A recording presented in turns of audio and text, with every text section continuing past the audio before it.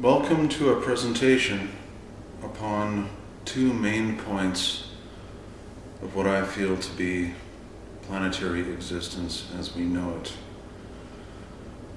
And these would be situated between two forms of reality. If we can ultimately simplify them to only two forms of reality, it would be quite simple, would it not?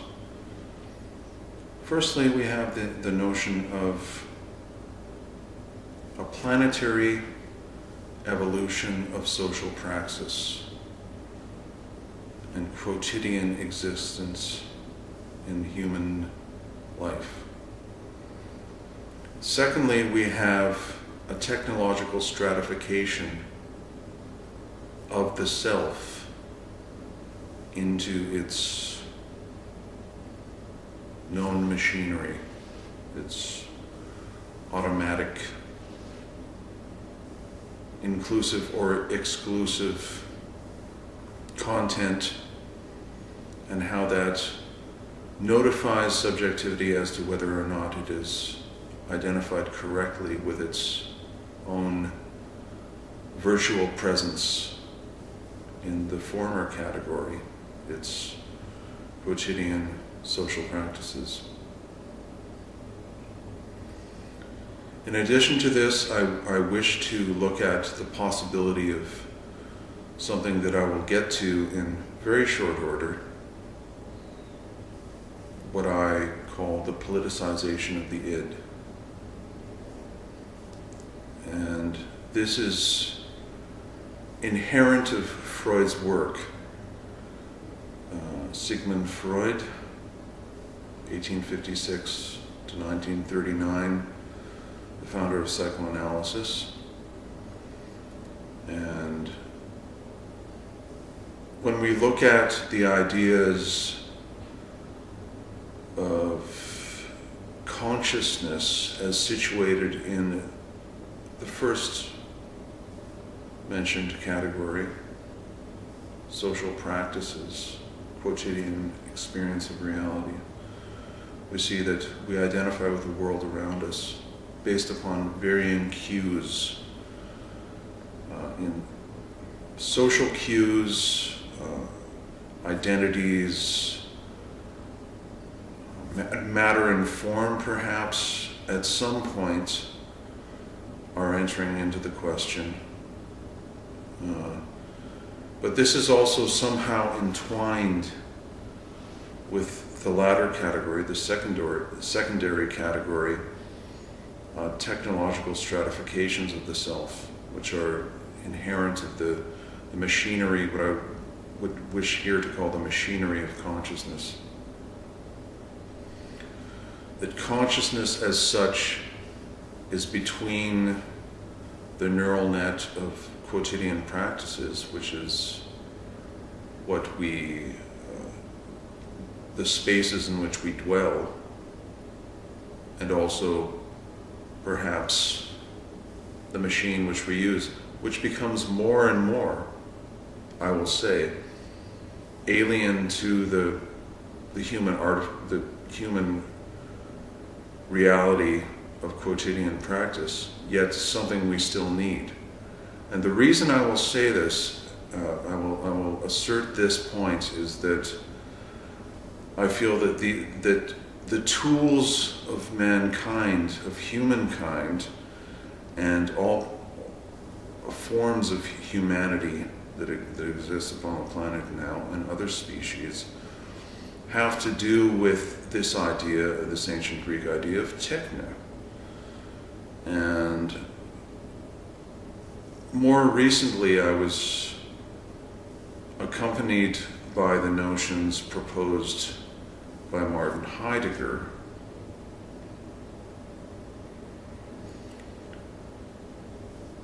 and was faced with the idea that his life was from 1889 to 1976, so he lived a very long, full life. And he had already predicted some of the technological effects that machines would have upon the human body, upon what he called ontic experience. He didn't, it wasn't translated in that way, but the substrate would be touched by machines in such a way as it had to do with biophysics. So the reason I am considering this notion is I am concerned with the idea of quotidian social practices as the daily routine of people. And I would say that the substance of their activities can be very beautiful and nice at times, and very sort of part of the rhythm of their existence, and very normative, quite normative, rather than the sort of harried, the worries that keep you awake at night, and the struggles and so on and so forth. Even when those are happening, those are somehow subjugated to the world of the latter category, the secondary category, the world of technology. And this all finds its context into what I call a politicization of the id. And that this is where I sort of address perchance the notions of Freud as a contemporary to the aesthetics of Husserl. For instance, if we consider Husserl, who's born 3 years after Freud, and elevated certain things into the consciousness of Jean-Paul Sartre, who thought that Husserl's musings or his aesthetic musings were perhaps somewhat lofty at times, and tried to sort of address them as in this notion, within the notions of hypnagogic phenomena. The fact that aesthetic seeing, as Bakhtin said it, would not be present within the mind, is you cannot simply live in a dream world. So that is the reason why I am positing the idea that you can create sort of a virtual duality between social quotidian experience of reality and the machine, and sort of look at it almost in a sense in terms of the notion of the tetrad that was posited by Albert Einstein, that there's a tetrad in terms of quantum physics, and the tetrad is this idea that things be separated into 4 parts. So one would have the outer experience of reality that was separated into 2 parts, a dyad, subject and other, which is a dyad, and then one would have the inner experience of reality, which is the same thing, a dyad, subject and object inside. And eventually, in heightened moments of ontological reflection, these would all collapse into the tetrad. And this tetrad would form essentially a subjective position for how someone perceived reality, ultimately. But it would not be, in this sense, it would not be just stricto sensu a dream world, but it would be their actual self-identification, how they perceived reality to be. And in this sense, and under the terms of which no vertical instantiation of truth would dominate,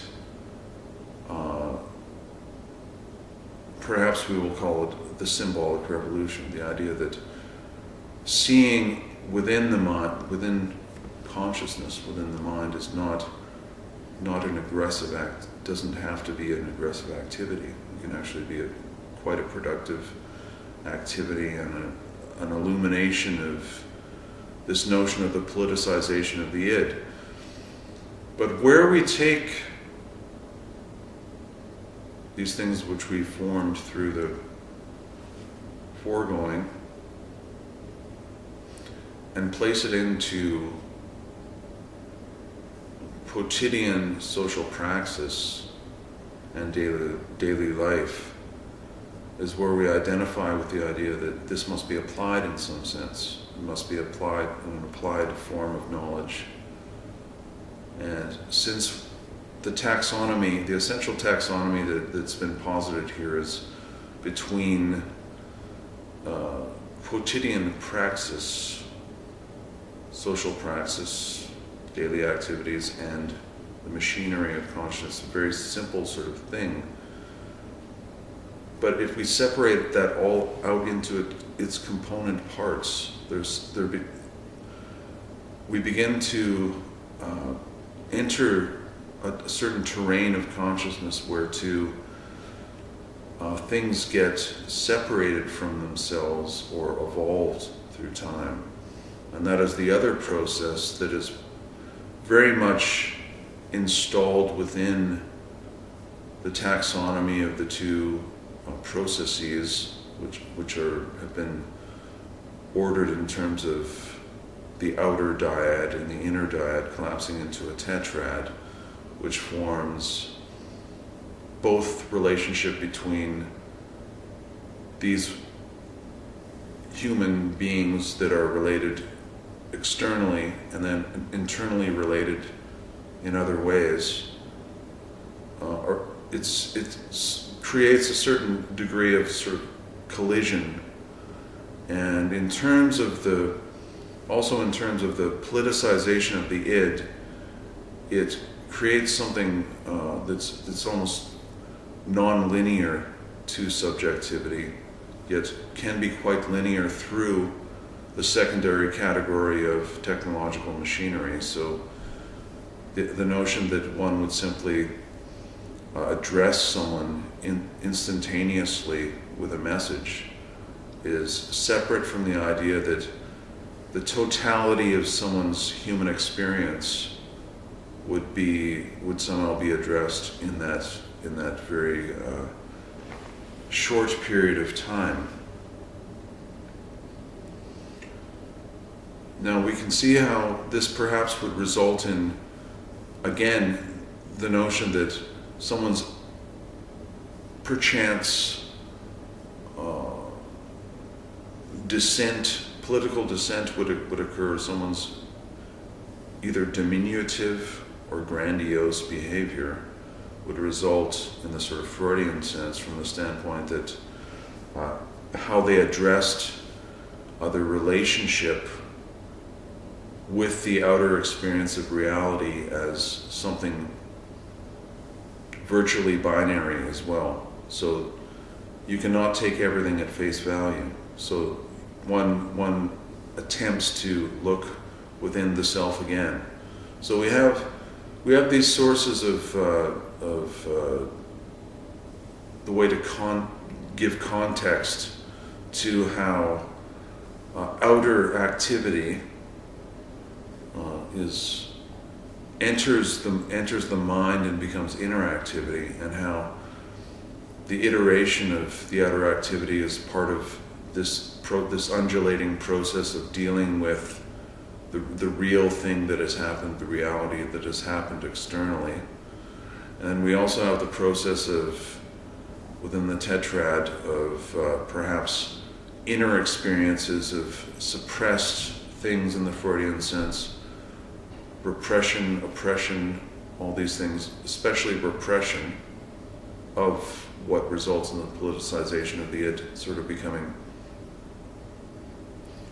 things that manifest themselves externally in a behavioral context, and how that might affect the outer experience of reality. So this dual virtuality and ultimately a binary experience of reality. It doesn't mean that it's binary in terms of gender identity. It means it's binary in terms of the experience of reality, and